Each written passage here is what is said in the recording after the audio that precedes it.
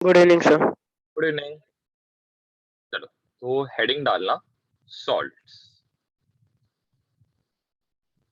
Okay, अब हमने last time पढ़ा था सॉल्ट्स फॉर्म कब होते हैं। तो सॉल्ट्स कब फॉर्म होता है? जब एसिड क्या करता है, बेस के साथ रिएक्ट करता है। एसिड जब बेस के साथ रिएक्ट करेगा तो यहाँ पे फॉर्म होएगा सॉल्ट, एंड क्या फॉर्म होएगा, वाटर। तो हम लोग यहाँ पे ये जो सॉल्ट है इसके बारे में क्या करेंगे, डिस्कशन करेंगे कि कैसे टाइप का सॉल्ट रहता है करके। तो ध्यान देना, there are three types of salts. सबसे पहला type of salt is called as a neutral salt. Okay, second जो टाइप है इसको हम लोग क्या बोलते हैं, एसिडिक सॉल्ट। एंड थर्ड जो टाइप है इसको हम लोग बोलते हैं बेसिक सॉल्ट। बहुत ही सिंपल टॉपिक है। सबसे पहले मैं आपको क्या समझाता हूँ, एसिडिक सॉल्ट क्या है वो जस्ट एक्सप्लेन करता हूँ। एक और चीज एक ध्यान में रखने वाली बात है, सॉल्ट का जो पीएच रहता है, ठीक है, सॉल्ट का पीएच ये इक्वल टू क्या रहता है, 7। ओके, सॉल्ट का पीएच 7 है, इसका मतलब ये क्या रहेगा, न्यूट्रल रहेगा। अगर पीएच 7 से लेस रहेगा तो वो एक एसिड है, पीएच अगर 7 से ज्यादा रहेगा तो क्या रहेगा, वो बेस। ओके, पहले हम लोग क्या करेंगे, एसिडिक सॉल्ट करेंगे। ओके, एसिडिक सॉल्ट फॉर्म कैसे होता है, बहुत ही सिंपल है। सेम रिएक्शन, एसिड और बेस रहेगा। आप मुझे बताओ यहाँ पे स्ट्रॉन्ग कौन रहेगा एसिडिक सॉल्ट बनाने के लिए? क्या एसिड स्ट्रॉन्ग रहेगा या बेस स्ट्रॉन्ग रहना चाहिए? आप लॉजिकली सोचो। एसिड। एसिड।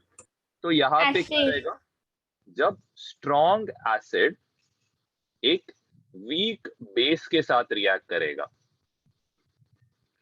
तो यहाँ पे क्या फॉर्म होएगा, यहाँ पे फॉर्म होएगा acidic salt, end of course water भी फॉर्म होएगा, एंड वाटर फॉर्म होएगा। बहुत ही सिंपल लॉजिक है। आप मुझे खुद बताओ, ये जो एसिडिक सॉल्ट है इसका पीएच क्या रहेगा आपके हिसाब से, लेस देन 7, 7 या more than 7? Less than 7। Less than 7, very good. तो इसका जो भी पीएच रहने वाला है it will be what, less than 7। आप चाहे तो इधर लिख भी सकते हो, लेस देन 7। एक हम लोग एक एग्जाम्पल भी देख लेते हैं। हमने देखो 7 स्ट्रॉन्ग एसिड्स किए थे, राइट? इसमें से हम लोग क्या करते, एक स्ट्रॉन्ग एसिड उसमें से उठाते। तो let's take an example of a strong acid H2SO4। एक वीक बेस का एग्जांपल लेंगे। तो वीक बेस का एग्जांपल क्या रहेगा, let's take an example of ammonia. Okay, अब ये दोनों क्या करते, रिएक्ट करते। सबसे पहले चीज यहाँ पे क्या फॉर्म होएगा, सॉल्ट। बहुत सिंपल है, ध्यान देना। H2SO4 क्या निकालेगा, एक हाइड्रोजन निकालेगा, क्योंकि एसिड है तो वो H प्लस डोनेट करता है। तो क्या बचेगा, एक हाइड्रोजन चला गया तो HSO4 बचेगा ना, एंड इसके ऊपर चार्ज क्या रहेगा, माइनस चार्ज, क्योंकि दो हाइड्रोजन में से एक ही हाइड्रोजन निकला, बाकी का पूरे के ऊपर चार्ज क्या रहेगा, नेगेटिव। अब ध्यान देना, यहाँ पे सबसे पहले सॉल्ट क्या फॉर्म होएगा, बहुत सिंपल है, ध्यान देना। इधर फॉर्म होएगा NH4SO4, ठीक है। ध्यान देना, NH4 अमोनियम है। अमोनियम का हमने चार्ज लिखा था, इट इज व्हाट, +1, या फिर हम लोग सिर्फ 1 कंसिडर करते। सल्फेट, सल्फेट का चार्ज क्या है, 2। क्रॉस मल्टीप्लाई करोगे तो ये क्या होएगा, NH4 2SO4 होएगा, एंड यहाँ पे क्या फॉर्म होएगा, वाटर। तो ये एक एग्जाम्पल हो गया किसका, एसिडिक सॉल्ट का। ठीक है, आपको टेक्स्ट बुक में एग्जाम्पल नहीं दिया, जस्ट समझाने के लिए मैंने इधर दिखा के दिया हो। नेक्स्ट, बेसिक सॉल्ट का एग्जाम्पल करेंगे। ओके, ध्यान देना। अब बेसिक सॉल्ट कैसे फॉर्म होएगा, आप खुद ही लॉजिक लगाओ, कौन स्ट्रॉन्ग रहना चाहिए बेसिक सॉल्ट में, आप बताओ। बेस। Very good. तो यहाँ पे स्ट्रॉन्ग बेस रिएक्ट करेगा एक वीक एसिड के साथ, ठीक है। यहाँ पे क्या फॉर्म होएगा, बेसिक सॉल्ट बनेगा, अब आप बताओ इसका पीएच क्या रहना चाहिए आपके हिसाब से? More than 7. more very than good, more than 7 रहना चाहिए। चलो, यहाँ तक तो सब लोग क्लियर हो। एक एग्जाम्पल भी करेंगे। स्ट्रॉन्ग बेस का एग्जाम्पल है सोडियम हाइड्रोक्साइड। वीक एसिड मैंने आपको बताया था, आप चाहे तो ये याद रख सकते हो, एसिटिक एसिड याद रख सकते हो। अब आप खुद यहाँ पे लॉजिक लगाना, NaOH बांटेगा Na प्लस एंड यहाँ पे रहेगा OH माइनस, ये रहेगा। आपको यहाँ पे मैं बताया था एसीटेट आयन फॉर्म होता है, that is CH3CO minus and यहाँ पे फॉर्म होएगा H प्लस। आप खुद लॉजिक लगाना, OH माइनस किसके साथ जाएगा? ऑफ कोर्स H के साथ। यहाँ पे क्या फॉर्म होएगा? वाटर। यहाँ पे क्या फॉर्म होएगा? ऑफ कोर्स CH3COO माइनस है एंड यहाँ पे इसके साथ कौन अटैक करेगा? Na plus. अब आप पूछोगे सर यहाँ पे क्यों नहीं वैसे किया? क्योंकि यहाँ पे ना ये डाइप्रोटिक एसिड है या फिर डाई बेसिक एसिड है, तो ये 2 हाइड्रोजन निकालेगा। वो कंफ्यूजन आपको ना हो इसीलिए मैंने डायरेक्टली लिख दिया। ये आप कर सकते हो, बहुत सिंपल है, ये आप समझ के भी कर सकते हो, लेकिन यहाँ पे 2 हाइड्रोजन का डोनेशन होता है, इसीलिए मैंने इसको ज्यादा डिटेल में आपको एक्सप्लेन नहीं किया। एटलीस्ट ये एग्जाम्पल करके रखो। टेक्स्ट में आपको एग्जाम्पल्स दिया नहीं है, लेकिन आपको सिखाने के लिए मैंने जस्ट बता दिया। ओके, अब चलो न्यूट्रल सॉल्ट। अब बताओ न्यूट्रल सॉल्ट क्या रहना चाहिए, स्ट्रॉन्ग एसिड या स्ट्रॉन्ग बेस? अब सोचो क्या आना चाहिए? Equal. हाँ, दोनों स्ट्रॉन्ग। क्या दोनों वीक रह सकता है क्या? सोचो जरा, दोनों वीक नहीं। रह सकता है? नहीं। क्यों नहीं बता सकते हो? क्यों नहीं वीक, क्यों नहीं रह सकते? हाँ, तो इसका आंसर था, ये मैंने लास्ट लेक्चर में बताया था, अगर कोई वीक एसिड या वीक बेस है, क्या वो पानी में डिसोशिएट होएगा क्या? होएगा क्या डिसोशिएट? नहीं होता है ना। नहीं। ठीक है, वो नीचे प्रेसिपिटेट बनाता है, ऐसा पूरा जमा होता है ना। Like out of 100 molecules only 3 dissociate होता है, रेस्ट ऑफ द 97 नीचे आके सेटल होता है। तो न्यूट्रल सॉल्ट हमेशा क्या रहेगा? It is a combination of strong acid plus strong base. A very good example is, हमने ऑलरेडी एग्जाम्पल किया है स्टार्टिंग में, that is HCl plus NaOH। यहाँ पे ये रहेगा H प्लस, यहाँ पे रहेगा it will B Cl minus, यहाँ पे Na प्लस, यहाँ पे OH minus, Cl minus Na के साथ NaCl neutral salt, H plus OH minus के साथ H2O वाटर फॉर्म करेगा। बहुत सिंपल एग्जाम्पल है। एंड इसका पीएच आपके हिसाब से क्या रहना चाहिए? लॉजिकली सोचो क्या रहेगा? 7. वेरी गुड, 7 के अराउंड रहेगा। 7 के अराउंड रहता है, नॉट एग्जैक्टली 7, 7 के ऊपर रहता है, 7 के नीचे भी रह सकता है, ये न्यूट्रल है। आप ऐसे लिख सकते हो, इसका pH is near about 7, near about 7, मतलब बहुत ही क्लोज रहता है वैल्यू। अब यहाँ पे ऐसे सिंबल्स दिए हैं, ऐसा S दिया है ब्रैकेट में, या फिर G दिया रहता है, L दिया रहेगा, कभी कभी AQ दिया रहेगा, कभी ऐसे अपवर्ड एरो दिया रहता है, या फिर कभी ऐसे डाउनवर्ड एरो, या एक ट्रायंगल दिया रहेगा। अभी ये सब का मतलब क्या है? बहुत ही सिंपल है। एस, इसका मतलब वो कौन से स्टेट में है? सॉलिड स्टेट में। बहुत सिंपल है। तो जी मतलब क्या रहेगा? आप लोग सोचो कौन से स्टेट में रहेगा वो? Gaseous. Gaseous state. एल मतलब क्या रहना चाहिए? Liquid. मीथेन। लिक्विड। ग्रेट। अब AQ, AQ का मीनिंग नहीं पता रहेगा? एक्वस। एक्वस मतलब क्या है कि ये क्या है? वाटर में क्या हो गया? डिसॉल्व हो गया। एक्वस का मीनिंग क्या है? याद रखना, ये क्या हो गया है? वाटर सॉल्युबल, मतलब वाटर में क्या हो गया? डिसॉल्व। तो आप इधर लिख सकते हो, इसका मीनिंग है एक्वस। एक्वस का मीनिंग क्या है? इट इज वाटर सॉल्युबल, मतलब पानी में ये क्या हो गया है? ऑलरेडी डिसॉल्व हो गया है।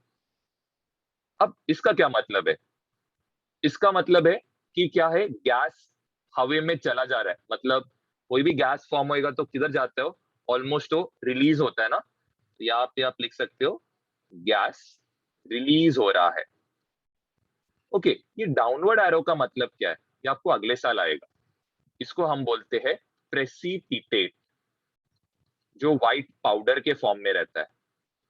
ट्रायंगल का मीनिंग क्या है, तो ट्रायंगल आएगा हीट, कोई भी रिएक्शन को जब हीट किया जाता है तो एक ट्रायंगल का सिंबल दिया जाता है। हाँ बेनोट बोलो क्या हो गया।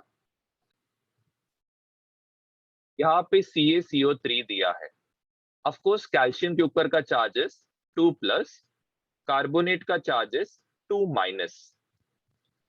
अभी यहाँ पे क्या दिया है, ये ऑफ कोर्स किसके साथ रिएक्ट करेगा, HNO3, तो यहाँ पे क्या बनेगा H+, यहाँ पे बनेगा NO3-। अब एक चीज हमें पता है, जब कैल्शियम कार्बोनेट कोई भी एसिड के साथ रिएक्ट करेगा, सबसे पहले यहाँ पे क्या फॉर्म होएगा, H2 गैस, फिर ये CO3 जो है, ठीक है, ये CO3 ये क्या बनेगा, कार्बन डाइऑक्साइड गैस। चलो तो ये तो ओमिट हो गया, ये भी चला गया, H+ भी चला गया, बचा कौन, कैल्शियम और नाइट्रेट। यहाँ पे क्या रहेगा, कैल्शियम, यहाँ पे क्या रहेगा, नाइट्रेट। बहुत सिंपल, कैल्शियम का चार्जेस 2, नाइट्रेट का चार्जेस 1, क्रॉस मल्टीप्लाई करोगे तो यहाँ पे बस क्या आएगा, 2 आ जाएगा। कोई डाउट है पहले पूछो, मैं क्लियर। क्या क्या दिया है, एक तो ये दिया है, दूसरा ये दिया है, ठीक है। Na2CO3, ऑफ कोर्स इसमें कौन सा आयन है, एक तो सोडियम है, सोडियम का चार्जेस जस्ट प्लस दिया है, टेबल में चेक करना। CO3, CO3 का चार्ज कितना रहता है, 2-। दूसरा में क्या दिए, Na2SO4, यहाँ पे भी आप देख सकते हो, एक तो सोडियम है, दूसरा क्या है, SO4 है, जिसका चार्ज क्या है, 2-। बहुत सिंपल। ओके, यहाँ पे CO2 यूज हुआ, मतलब ये तो यूज हो गया ना, चला गया। दूसरा हाइड्रोजन गैस है, ठीक है, हाइड्रोजन गैस का काम आएगा, मतलब यहाँ पे कुछ तो 2H+ भी काम में आएगा कभी ना कभी। ओके, अब यहाँ पे सोडियम भी यूज हो गया ना, अब बचा कौन, ये तीनों यूज हो गए, कौन बचा, एक SO4 बचा और एक हाइड्रोजन बच गया ना इधर का। तो इसके साथ हम लोग कंपाउंड बनाएंगे, कैसे बनाएंगे, ध्यान देना। हाइड्रोजन जुड़ेगा इसके साथ और एक सल्फेट जुड़ेगा, hydrogen and A sulphate. Sulphate का चार्ज कितना रहता है, 2, हाइड्रोजन का चार्ज कितना है, 1, क्रॉस मल्टीप्लाई होगा ना, तो यहाँ पे क्या आएगा, H2 होएगा, सल्फेट क्या होएगा। लास्ट एग्जांपल जरा खुद से ट्राई करो, देखो क्या आता है, ट्राई करो खुद से। पहले पोटेशियम कार्बोनेट, यहाँ पे क्या रहेगा, एक तो K+ रहेगा, यहाँ पे क्या रहेगा, CO3 2- रहेगा, कार्बोनेट है करके। ओके, इधर क्या फॉर्म होएगा, H+ रहेगा और एक क्या रहने वाला है, सल्फेट, का चार्ज भी 2-। अब बहुत सिंपल है, एक तो गैस यहाँ पे फॉर्म होएगा CO2, मतलब ये तो यूज हो गया। दूसरा क्या फॉर्म होएगा, H2, मतलब ये भी यूज हो गया। कौन बचा, एक K+ बचा और एक SO4 2-, तो यहाँ पे KSO4 आएगा। SO4 का ऑक्सीडेशन स्टेटस 2, पोटेशियम का ऑक्सीडेशन स्टेटस 1, क्रॉस मल्टीप्लाई करो तो यहाँ पे क्या आएगा, 2, SO4 के इधर क्या आने वाला है, 1 आएगा। क्लियर है, नीचे वाला भी ट्राई करना जरा, नीचे के 4 एग्जाम्पल। ऑफकोर्स यहाँ पे carbon dioxide and water form होएगा, इधर भी carbon dioxide and water form होने वाला है, कुछ भी करके। ओके, अब ध्यान दो, नेक्स्ट वाले पार्ट में कैसे आप करोगे। अब KHCO3 है, आयन क्या रहेगा इसका, एक तो रहेगा K+, दूसरा रहेगा HCO3- रहेगा। यहाँ पे इट इज HNO3, ये डिवाइड होएगा H+ और NO3- में। अब देखो ये तो यूज हो गया, ये भी यूज हो गया वाटर और कार्बन डाइऑक्साइड बनाने के लिए। बचा कौन, K+ एंड NO3, तो यहाँ पे जो सॉल्ट है ये KNO3 बनेगा। वैसे यहाँ पे NaHCO3 है, इधर कुछ दिया ही नहीं है, ओ इधर ये दिया, सॉरी मैं देखा नहीं, CH3COO Na दिया है। ऑफकोर्स आपको ये वाला पार्ट दिया है, दूसरा आपको क्या दिया है, CH3COO और एक Na दिया है। ऑफकोर्स आप इसको कैसे बांटोगे, एक सोडियम में बांटोगे, यहां पे क्या आएगा, HCO3 माइनस आएगा। ओके, अब यहां पे ये वाले पार्ट में ऑफकोर्स एसीटेट आयन आएगा, तो CH3COO माइनस आएगा, यहां पे क्या आएगा, Na प्लस आएगा। ओके, अब ध्यान दो, बहुत सिंपल है, यहां पे आपको क्लियरली दिख रहा है एक CH3CO माइनस क्या हो गया, यूज हो गया है। ठीक है, सोडियम ऑलरेडी है यहाँ पे, ये दोनों तो किस में यूज होएगा, वाटर और कार्बन डाइऑक्साइड यूज करने में। तो कौन बचा, एक CH3COO माइनस हो गया, HCO3 के साथ वाटर बनाने के लिए और एक एक हाइड्रोजन लगेगा, राइट, तो यहाँ पे क्या आएगा, एक H प्लस आएगा। तो ये क्या है, इसका नाम है एसेटिक एसिड।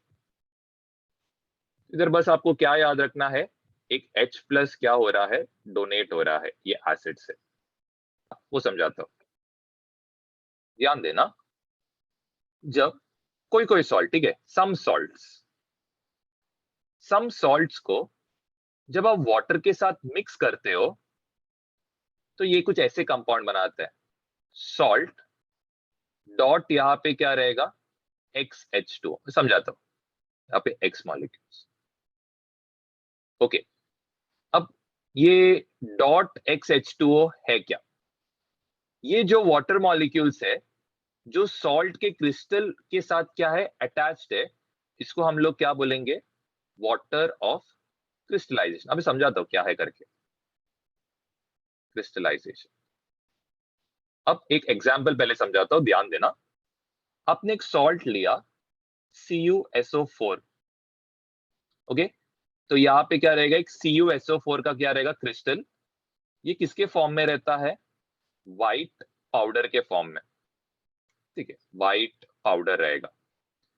जब आप इसको X molecules of water, of course यहाँ पे जो X का जो वैल्यू है ना, इसके लिए कितना रहता है, 5।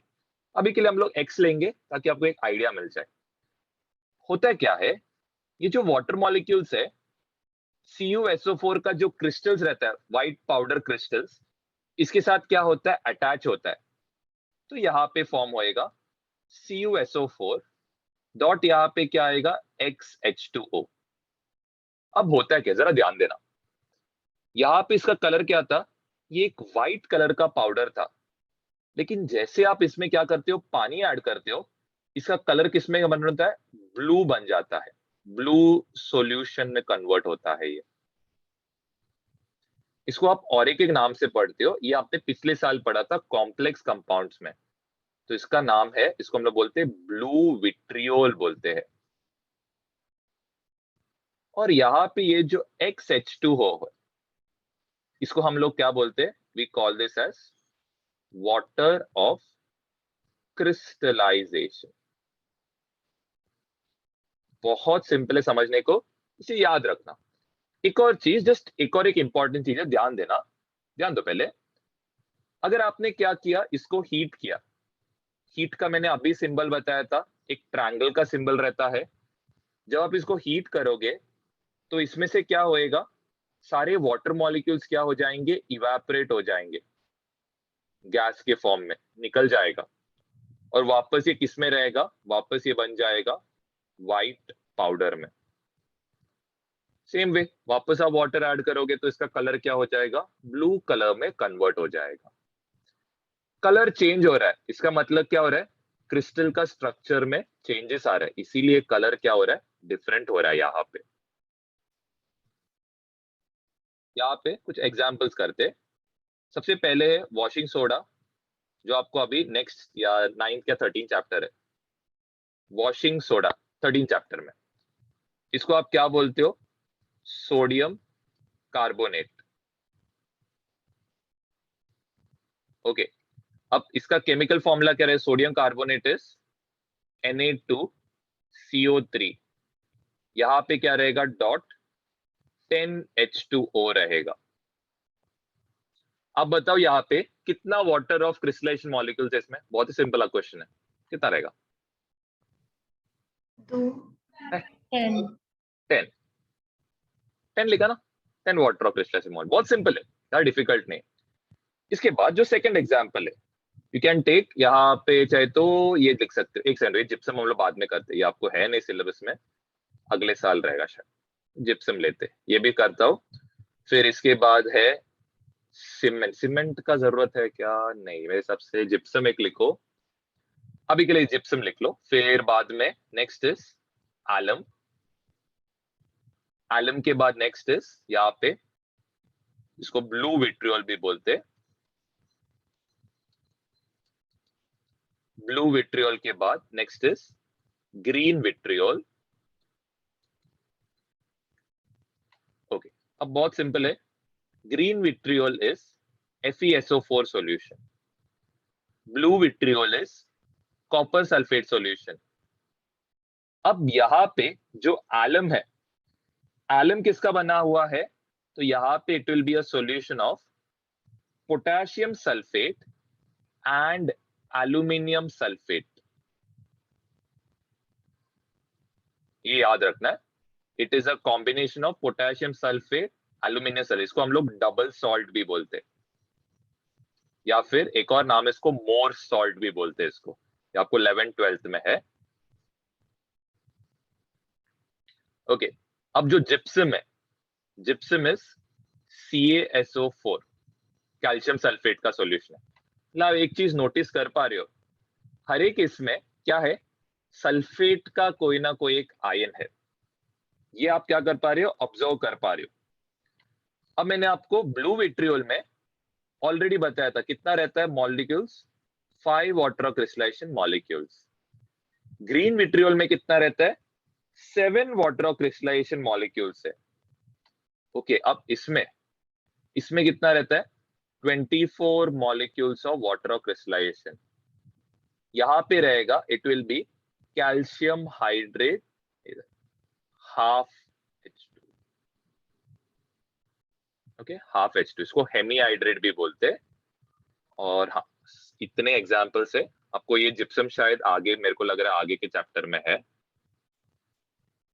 ना। जिप्सम मत लिखना, जिप्सम में मेरे हिसाब से हाफ नहीं, आप घर पे चेक कर लेना, गूगल में चेक कर लो, मेरे हिसाब से प्लास्टर ऑफ पेरिस का फॉर्मूला है, हाफ H2 कैल्शियम। हाँ, चेक कर लेना, आप लोग चेक करो, जिप्सम का शायद 2H2O है,